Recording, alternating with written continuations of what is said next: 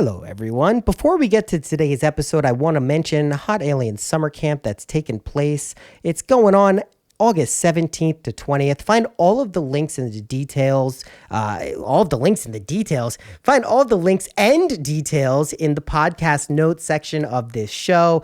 Karen Rontowski is going to be there. Ryan Singer is going to be there. It's going to be a magical fucking time. Go check it out. I'm pretty confident you're going to have a blast if you go there. So check out the details. HotAlienSummerCamp.com is where you go and have a great time. And with that, on to the episode.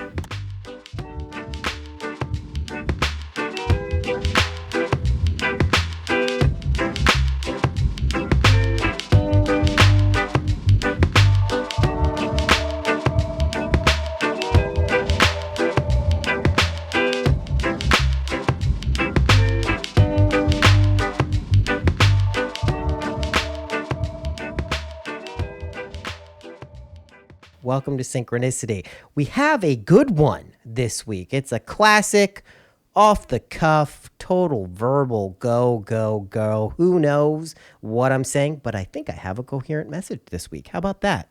How about that for a novel idea?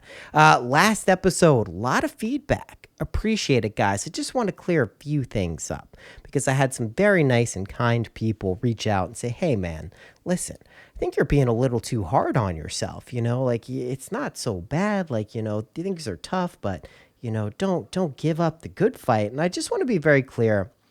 And this is what this episode is about this week, right? We all go through things where we kind of put ourselves through various trials and tribulations in order to learn something deeply profound about either ourselves, reality, the universe, consciousness, others, whatever you want to call it, the one, right? Whatever you want to call it. And we do that to varying degrees of success and across a wide spectrum of energy and chaos and all of that good stuff. But ultimately, I do firmly believe that we do this for a reason, right? There's a functional aspect of sometimes maybe putting yourself through a pretty rigorous and difficult situation, whatever you want to call it. But, friends, I'm happy to announce I hit kind of a major breakthrough just a couple of days ago. And when you hit a breakthrough, you're like, holy shit, this is qualitatively different than maybe things I've latched onto before. You can kind of just feel that inner shift, right? Whatever it is, the clicking, the flow, the synchronicities, whatever you want to call it. And I had one and it hit. And what's interesting is this is something that I had heard many times before from the same person over and over again. And it made no difference whatsoever in my consciousness, in my way of being, in any terms of any type of profound realization. But for some reason, I think I had just been beaten down so hard over the past couple of years that I was pummeled. I was pummeled into oblivion to the point where I'm doing an episode called Nightmare Button, for fuck's sake. You know what I mean? So here's what I basically came to the conclusion, the realization. And I want to point out that this may not be applicable to you, but I do think it's going to be applicable to enough people that it's worth sharing because everyone has their own different issues in life. Everyone goes through, like I said, different experiences to teach them things. It is the classic Joseph Campbellian motto myth, right? You go to the depths of the underworld to retrieve the treasure from the dragon who you fight and slay. By the way, there's a fly in this room. I don't know if I've mentioned this before. I find flies to be serious signs of transformation. Whenever they come around, it's almost like they can smell the death of a previous incarnation and in comes a new one. So we welcome the flies, but if you hit my fucking head again, bruh, I'm going to try to swat you. But my point is this, is I think for really almost the entirety of my entire life, I have avoided being present. And I don't know if this is going to click for everyone. And it doesn't mean I haven't had a fantastic life. I've been able to create and, the life I find myself living now is extraordinary and in so many ways. But I think for most of it, I kind of just have been on autopilot or almost like a co-pilot watching all of this stuff go down because, and I'll trace it back. And so if you guys have a similar story, you'll be able to relate to it. But it's essentially a coping mechanism, right? It's essentially something where I have found it easier to constantly live in a future projection or a past reality, right? Almost like literally to the point where the times I have been truly present in my life, I would describe as like spiritually significant events because they're not as common as I would like them to be at the end of the day, but I never knew why. I always thought maybe it was like some flaw, or maybe we only get a little bit of doses of feeling in flow or feeling in like, just kind of you're really at the center of creating this divine world in which you live, right? Of course, I've shared many of those experiences on this podcast. Whenever I have any realization, I try to make a point of it to collect my thoughts, organize them, dissect them, and then talk about them, especially on this show, just because I've realized the things we go through in life, especially the tough times, as well as the success stories, but especially the tough times, you may be able to reach someone who is going through something very similar and maybe is feeling hopeless. Maybe is feeling like nothing is working. Maybe you've hit the bottom of the fucking barrel and the end of the road and whatever other metaphor you want to use. And I typically have not gone through those experiences in life, but I think part of the reason I haven't gone through some of those experiences is I was very good at not examining what I was actually doing or what I've been doing in life. So I want to trace this back a little bit. And for the longest time, and it's not the heartbreaking, sad story, but we all have trauma in our childhoods and just through life. And we learn strategies and skills in which we can deal with that trauma and function and maybe even thrive and succeed. But if we don't catch the patterns and we let them kind of assume and consume our lives, we then end up in very tricky situations down the line. And that's exactly what happened to me. And I also want to be clear that this doesn't mean you can't imagine and create incredible worlds, right? It has nothing to do with that because, as you've heard me say a million times, you're constantly manifesting. You're constantly creating your reality. There's never a time where you're not doing that. But when we find ourselves in a situation where maybe we have tapped that nightmare button, maybe we've slammed it, maybe we've hit it over and over and over again, like a monkey getting a fucking sugar cube. Maybe we've slammed this nightmare button so times that like our life is literally turning into like a hellish experience, like irrespective of what's actually going on in it. But this is kind of what it felt like I was doing for a prolonged period of time. And I couldn't figure out A, how to get out of it, and B, what it was about. Like, why is this happening? And I finally had a breakthrough on this, and I realized it really was that presence issue. And I think a strategy I learned as a child, like as I went through, my parents went through a divorce, and there was all this change and like, abandonment and, all of this stuff, right?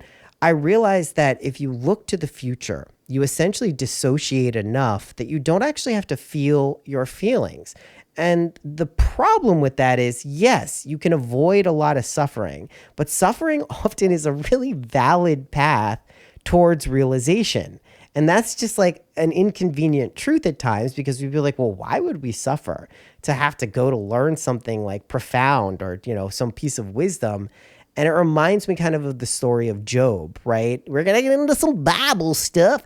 And it's, again, I really subscribe to Neville Goddard's viewpoint of what the Bible represents, what all spiritual kind of allegories, stories, metaphors, narratives are. They're psychological states that we move through, that we appropriate, and that we discard. And the story of Job is a really befuddling one because this dude is just chilling there and God is like, hey, yo, motherfucker, I'ma fuck your shit up. Like, you got nothing. Like, I don't know why I made God sound like that, but that's apparently what he is. And it's just like this fucking demonic God just torturing this poor bastard. Like, everything that could go wrong in his life, he is just laying into him. And if you read that from a literal sense, right, you're just like, Jesus Christ, like, what the fuck? This God is like totally fucking this dude shit up. Like, why is he doing this? What is the point of it? But then if you start to realize like, hey, these are representations of spiritual and mental and psychological states that we go through, it starts to make a lot more sense because, again, who is God? I am, your imagination, right? It's your divine presence, your ability to conceive and say, I am that. That is God. That is it. That is what I've yacked about on this podcast for fucking a long ass time. So start to look at it through that lens. So if that's God, and God in this story is torturing the fuck out of Job, what's the point here? What's the moral? What lesson are we trying to receive when we encounter something like this? And to me, this is a path that one comes to certain realizations about what is going on in life. And of course, I want to be very clear. You do not have to put yourself through the Jobian ringer to realize these things. In fact, I think in some ways it's a little antiquated, but for people like me who are maybe not as quick on the uptake or have to experience every little thing to fully understand it so then I can relay it, this is still apparently a valid fucking path that one has to go to. And the path is that you kind of constrict and reduce your world to this future constant looking forward and constant looking past. And I know that this is something that's been explored ad nauseum from any number of spiritual thinkers or any new age, half-ass guru. Be present, be here now, right? And of course, Ram Dass, one of my favorite teachers, wrote the book, Be Here Now. And we get it, right? We get it, but we get it in the sense that we hear it and it's such a big concept, or it's such a massive thing. It's almost like a statue. It's almost like something we look at and go, oh yeah, there's that thing. That's that thing we should do. But what does it actually mean? And I realized very clearly about 2 days ago, really it was yesterday, that for my entire life, probably since I've been about 5 years old, I have constantly looked to what's next, to the point where it has consumed my life that rather than being able to successfully live in the moment, grasp what's going on, let it go efficiently, and create and just kind of exude a resonance that attracts the things I truly desire and want in life, I'm just so fixated on what is coming next that anything that comes next begins to fill that void. It begins to fill the vacuum of not having to face reality as it is at any given moment. And I don't want to make it seem like I've never been able to live in the moment. I think some of my most successful periods in life are when I'm very close to fully living in the moment, minute to minute, second by second. That can be very exciting. It can be very trippy. It can be very scary, but it doesn't have to be. Really just bringing yourself back to a moment of presence, a moment of awareness can be as simple as just looking at where you are, seeing who's around you, or seeing if you're alone, and appreciating all the fucking amazing shit you have in life.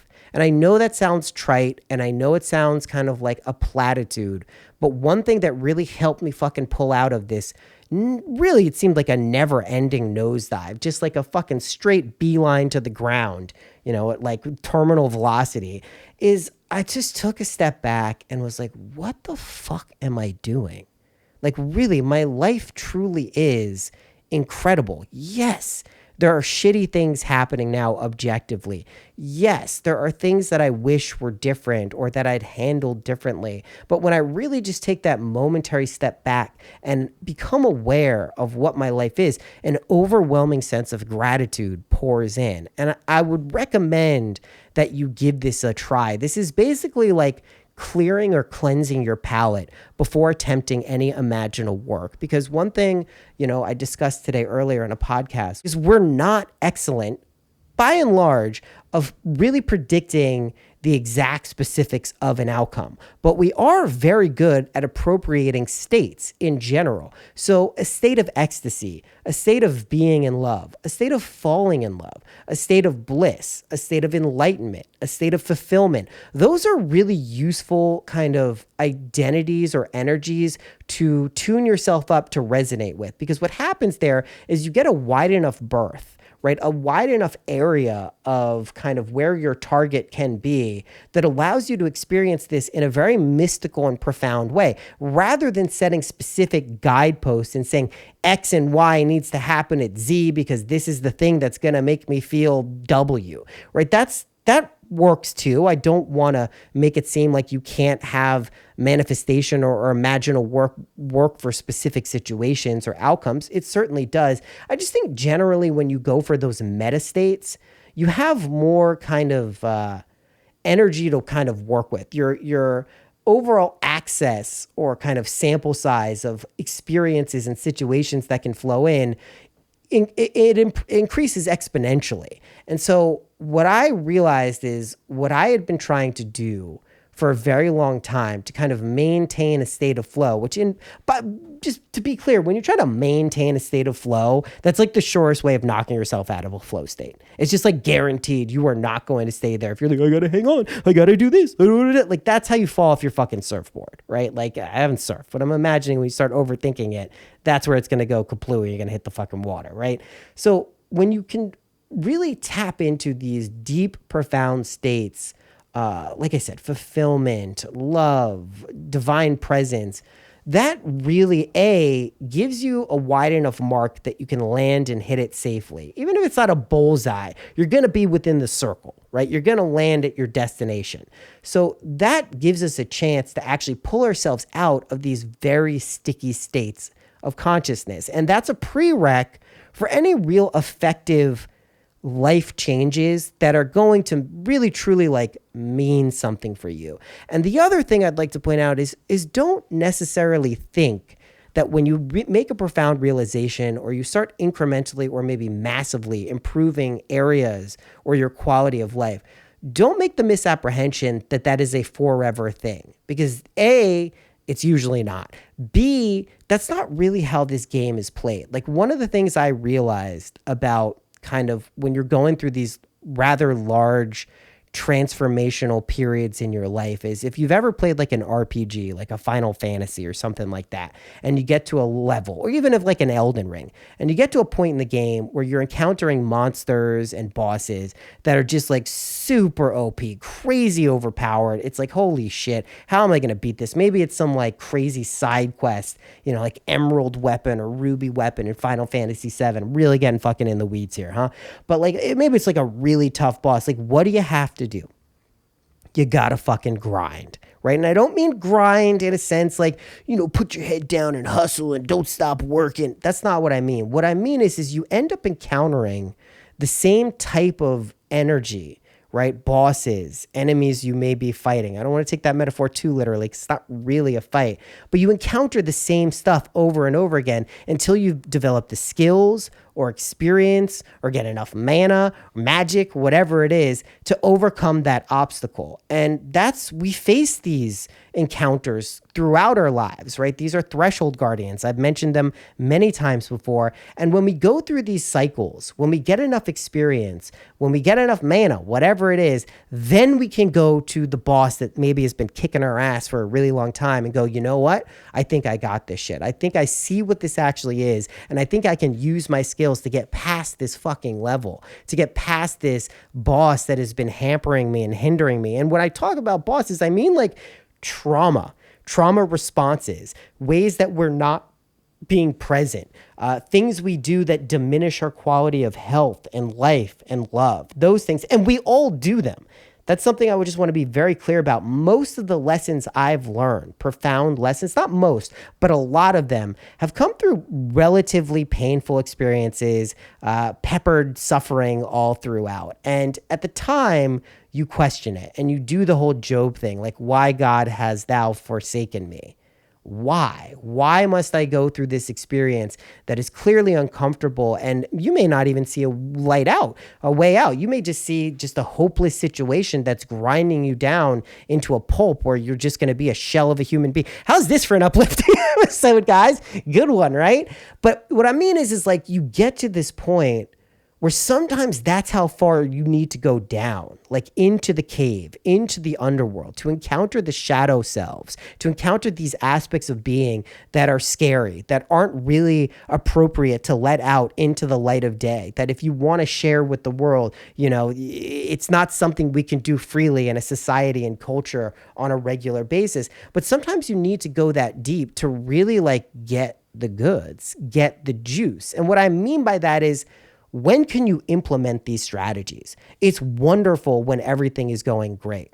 It's wonderful when everything is smooth and it's clicking and your heart's desire is being fulfilled at every point in time. But what happens when you get a little lull in that energy? Well, it happens when you get like maybe a nosedive down and your situations like relatively are completely different. What tools, what skills, what state of minds can we rely upon to navigate those currents effectively? And that's what I think I've basically been putting myself through for the past year, 2 years. Inadvertently, of course. I'm not smart enough to do this shit vertently, but I realize now that why I kind of put myself through this spiritual, emotional, psychological ringer is to, of course, like I spoke about in the previous episode, get a more holistic, complete version of what the spectrum of life entails, all of the emotional components that go into that, from the very high to the very low and everything in between, but also to really like fully appreciate what my specific issue was. And that's going to be different for everyone, but they're all usually in a similar vein. And so this presence thing, like, again, my wife has said this to me for a very long time. She's like, I've known this about you. You have a very difficult time being present. And I just never understood that. I didn't get it. I just thought this is what life is. Of course I'm being present. Of course I'm always here and enjoying and having a good time. And even when I get mad, I'm present. But I wasn't. I was thinking of something that I could do in the future. And I also don't want to make it sound like I've mastered this concept. I'm just now noticing for the first time when I'm not present. I guess that's a step that you have to take before you can do anything about it. But like, I'm just now doing that in my life. Like, I'm 40 fucking years old. You know what I mean? Like, hopefully you're a lot younger than me and you have the benefit of examining this shit at a younger age, because that's the shit that actually allows you to swim in the divine waters, right? The waters are the same, right? The waters that the psychotic drowns in are the same waters that the mystic swims in, okay? And that's just the way it is. It's water is water is water. But how do you swim in those waters? How do you delight in those waters? How do you enjoy the mystic water, being part of it and flowing with it, rather than drowning, but not actually being able to drown, but sinking to the bottom like you have concrete feet? Like, what's the difference there? How do we make that internal shift? How do we change our perspective and our focus to allow that to be something that emanates from inside of us? And to me, at least, I had to go through the shit of life to truly understand that I wasn't living a life of presence. And hopefully, and I do believe that I can take that realization and bring it forward, but I invite you to look and see if you were doing some of the same shit that I've been doing, because this is one of the surefire ways to knock you off kind of a manifestation or the ability to kind of psychically kill old identities and appropriate new states of consciousness. One of the best ways to do that is not be present, because it takes a state of presence to access the divine.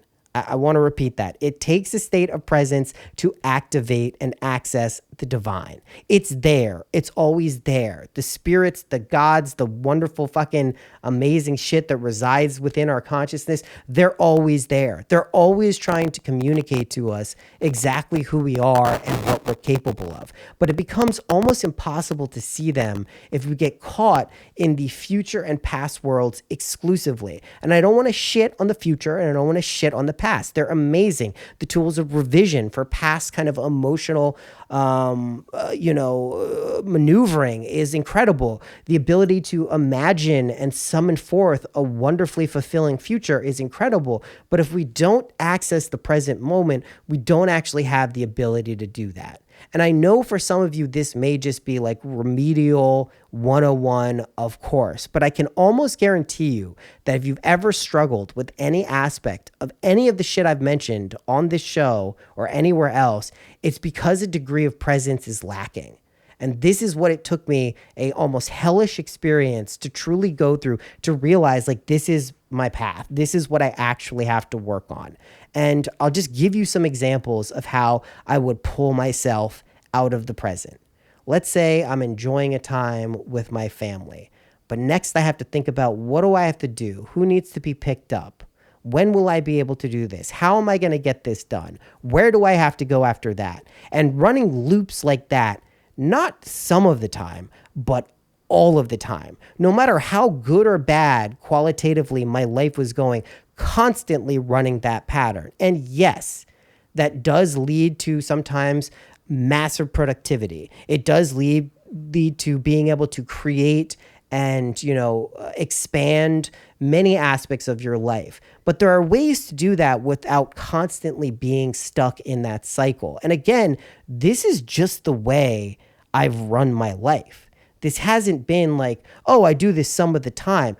It's been such an ingrained part of my way of operating that I didn't even see it. Like, I literally didn't see that this was what I was doing. Even when it was pointed out to me, this is what you're doing, I still couldn't see it, which is kind of amazing and kind of sad that that dense that it didn't work. But just check yourself. And on the same token, living in the past. What haven't I done? What could I have done better? Why didn't I do this? Those types of feelings, those types of thoughts are ultimately equally as restrictive as the future kind of gazing without being present.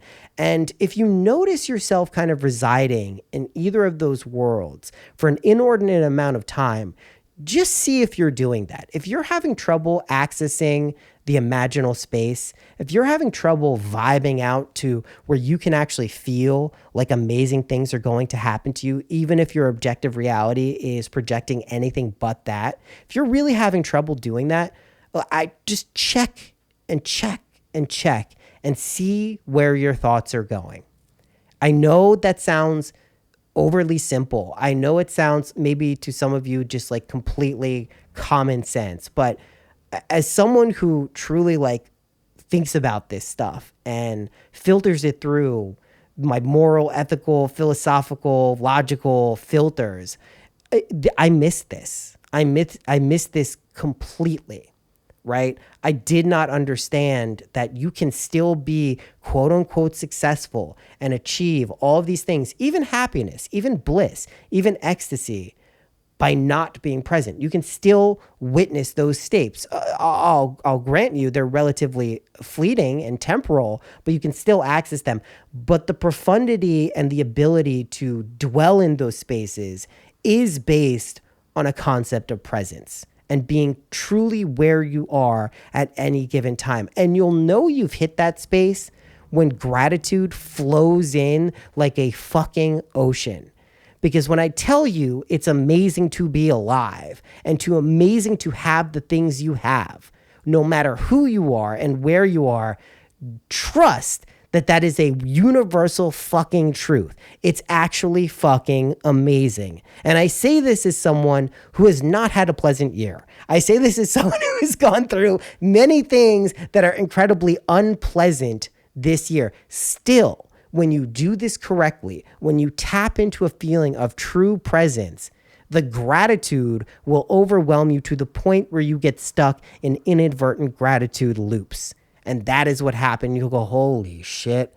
Oh my God, I can't, what the fuck? Like that will be, your mind will almost be blown. And yes, I understand if you're depressed, if you're not in a state where that seems remotely possible, how far away that can seem, how unattainable and unachievable that can be. But I also want to tell you, I was there very recently and I was stuck there for a very long period of time. So I don't want to make it seem like, hey, there's no way you're going to get stuck. There's no way things aren't going to kind of sour or turn bad. But I want to tell you, just as much as that's true, it's also true with a slight reframing and a perspective shift and the ability to tap into presence in the present moment and really look at what's going on, you can pop out of it like a motherfucker. And that's one of the beautiful things about life too. We are always one step away from a profound realization about who we are, why we're here, what we're doing, what we're capable of, and where we're going, right? I just want to be clear about that. You're always just one step away from that. And that's like a pretty uplifting and optimistic, and it should be something that resonates if you really get what I'm saying. Even if you're not having that happen for you, it is absolutely always on the tip of your tongue. And there are certainly things, I've spoken about them on this show, plenty of things you can do to kind of tap yourself into that. But I just want to say, if you are having trouble, or you've had trouble, or maybe things have worked out and that they've kind of turned to ash in your hand or like dirt in your mouth when you're savoring something, try this presence shit. Hey, here's a novel idea. Try this present stuff. It's pretty fucking good. And I know I'm kind of an idiot for saying this. I know I'm like the person who discovers, fucking, the Beatles for the first time. I'm like, have you heard this fucking band, the Beatles? They're really good. And they're like, yeah, dude, it's the fucking Beatles. No shit, motherfucker. We've known about this shit for a long time. But for me, I am an idiot. It took me 40 years to recognize I have not really almost ever been living a life of presence. And when I've identified periods in my life where I have been abundantly present, those are the periods where I look back and go, holy shit, I was on fire. Holy shit, that's when I was living fearlessly. That's when I was living with purpose. That's when I was living in a state of grace and ease. Those are the times. I didn't know that before. I just thought there were these random fucking moments that pop up because, I don't know, I'm exercising, I'm journaling. And of course, those things are positive, healthy things. You'll know when you've tapped into true presence because your behaviors will coalesce, almost no matter what you're doing, into a healthy, profound way of living. It will almost be unavoidable at that point. Do you know what I mean? Like, it's not something that it's like you have to try hard to fuck that shit up if you're actually being present. And I also want to be clear about present. It can be incredibly painful. It is not just a joy, beautiful gratitude, inadvertent loop. That will happen. That's when you work through some of the shit. Like trauma, that's why I fought presence. That's why I fought being present. Because when you first tap into it, you have to fucking realize all the sad, horrible, mean, melancholy pieces of just life that you've gone through. That's there first. That's on the top layers. You're scooping this shit out. You're getting to the bottom of the fucking goop. I don't know what we're going through that it's goop, but that's there too. Those are layers and layers of that stuff. And it's not always easy, and it's sometimes scary, and sometimes the light will blind you because it's so much that you're attempting to look at. But I promise you, if you hang out there enough, you'll see that also fades away. It also can be looked at and faced at and disintegrate into the ether when you're really willing to look at what's going on in the present moment, because it is amazing. It is incredible. And I say this with no practical change in my circumstances. All the shit that has made me feel not good for the past however long, still there objectively, right? I know absolutely it's clearing up, and I know absolutely that I have the power to summon forth and evoke these changes. But materially, all the same shit is there. But what has changed is my mind. What has changed is my heart. And the only way I was able to do that is actually face what the fuck was going on. And of course, I'm going to have to go through more shit. Of course, I'm going to have to face deeper levels of trauma and fear and embarrassment and shame and guilt and all of these things. But when you do that willingly, when you do it like courageously, you will be rewarded with these mystical gifts and skills and magic and spell casting. All that stuff comes. It does. And I wanted to do kind of a tangent about kind of how to operate outside the realms of karma. But let's just talk about karma as kind of like an energetic bank account that we have and kind of experience. Like the same way you have a bank account, you have money in it, you put money in, you take money out, you're trying to get more, all that stuff. And then one day you're just kind of like, is this stuff even real? Like, what the fuck is going on here? That's also how karma exists. But we do operate within the laws of money in this realm quite a bit, and we do operate within the realms of karma. And what I mean by karma is this reciprocal energetic exchange. The seeds you sow energetically will be reaped. There is a way to work outside the realms of that, but you better be damn fucking sure you stay on it and know exactly what you're doing the entirety of the time, because one slip up off that razor's edge of a fucking voyage, you will be bopped by karma pretty hard. And that is exactly, I believe, what happened to me, is when you relax in a state of grace, not in a relaxing like surrender, this is bliss, this is wonderful, but kind of let your guard down in, not in like a weird way, but just like let it, you just take things for granted. You allow things to be good. You start buying your own bullshit, whatever you want to call it. That will knock you off and get you into karma land really quick. But if you're able to stay in a state of presence, in a state of now, that does buffer you against almost any ill kind of effects that you may be generating for yourself. Because remember, this is all self-created shit. Right? No one is doing this to us. There is no externalized deity or demon or anything pulling the puppet strings of our existence and ultimately dictating where we go. Even if we go back to that kind of parasitic idea of these energy beings that are leeching off us and maybe making us do things, it's a reality that we've consented to if that's happening. Do you know what I mean? We're participatory. No parasite can live without the host. I just want to be very clear about that. Like, no parasite, they need you to survive. So you have to believe in that for there to be that sustenance, right? So I just want to be, again, really clear that this is you self-generating your reality. The imaginal techniques are there as a reminder and a signpost to show you what your true power is. But if you really want to access that with the full kind of power of and divinity of your being, just note how present you're being. And it doesn't have to be this weird, fucking meditative, let me get into presence. Let me no, it's just like, notice where you are. What are you doing? How are you feeling? Are you avoiding reality? Are you avoiding the moments you're in? Why? Why are you doing that? And, you'll figure out those answers on your own. I can't tell you that because everyone's different. But I can tell you, for me, when this finally fucking clicked, I got through this nightmarish period where I could not figure out why things were happening to me. And I could not figure out how to get out of them. And all of the things that I had used before and had spoken about before that were working so amazingly effectively, they just didn't work anymore. And I think, I got the taste of this stuff, but I wasn't able to fully understand how that was prepared, how that meal was prepared. So when I tried to replicate it out, when I wasn't using the right ingredients or the right, instructions, it just wasn't working. But I can tell you, if you get to this state of recognizing where you are and the gratitude begins to flow in, and you're generous of enough person that you spin that gratitude out back into your realm, back into your world, you're going to have a hell of a time in the best possible way. And I also want to be clear that, that's when you tap into the true essence of what's actually going on. And people can, debate on this, and everyone's experience is unique, but truly what generates our being, and I know this, you may know it too, but it is an unconditional love. It is an unconditional grace, love, and support that is here for you because it is you.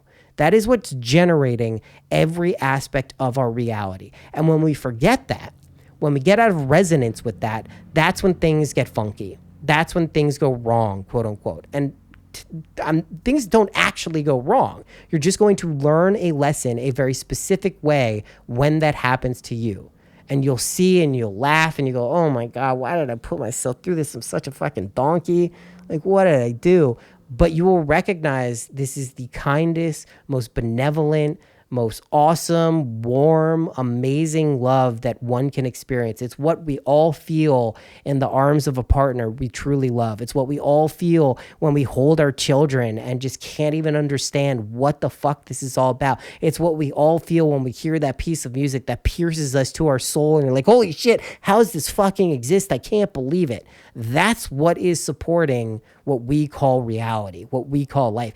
And fucking men, that's what it is. It's pretty fucking awesome. Anyway, we're back, baby, is all I'm here to say. I'm going to be going to Turkey in the next month. We'll see. I don't know. It could be sooner rather than later. We'll see how this imagining works. So when I'm there, I will still be recording podcasts. The Patreon is fucking rocking, guys. We're doing Zodiac readings. There's some good shit going on. We're having a blast. We did some HemiSync downloads. This is the best time ever to join the Patreon. I'm not just saying that because I want you to join because it's fun. I'm saying it because I neglected it for so fucking long that this is really like, I'm making up for it. I'm blasting out shit that I think is really good. We're doing a mix of all the fun stuff we do on the show. And yeah, I just wanted to say thank you for everyone who's continued to tune in. We're getting back in the fucking groove. I can feel it in my heart. I can feel it in my soul. So I'm just glad you guys are here. And, you know, all of the old episodes, by the way, are back on Spotify. It was limiting them to the most 100 recent. So if you missed some of those episodes in 2019, 2020, where I went into the imaginal techniques often and in depth, you can go check those out, right? The imaginal techniques 1, 2, 3. There's a whole bunch of that stuff that's just great. So go ahead and check that out. And as I mentioned in the beginning, Hot Alien Summer Camp is taking place August 17th to 20th. Please check the links on that. It's a good time. Ryan Singer, Karen Rontowski, who I just went on her podcast, that should be out at some point. Go check them out. It's pretty fucking amazing. All of the details are there in the podcast notes. With that, friends, until next time, I'll see you soon. I love you. Bye-bye.